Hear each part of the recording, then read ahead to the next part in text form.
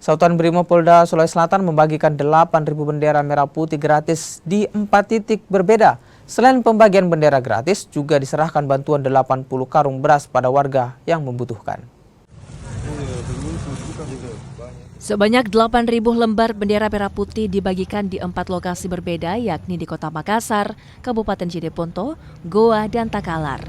Ribuan lembar bendera merah putih dibagikan puluhan anggota Brimopolda Sulsel dengan menyisir rumah warga. Pembagian bendera merah putih berukuran mini juga dibagikan ke pengguna jalan. Kegiatan ini dilakukan untuk membangkitkan rasa nasionalisme warga dalam memeriahkan Hari Jadi Republik Indonesia ke-80. Kegiatan pembagian bendera kepada masyarakat, khususnya kepada pengguna jalan, ini bertujuan untuk memberikan motivasi kepada seluruh masyarakat agar jiwa kebangsaan, jiwa terhadap kemerdekaan Republik Indonesia ini tetap tertanam di dalam sanubari masyarakat Indonesia. Kemudian kegiatan ini juga dilaksanakan oleh seluruh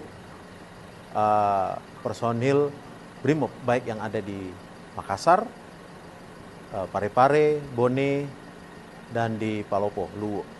Semua dilaksanakan dalam rangka memperingati HUT kemerdekaan Republik Indonesia.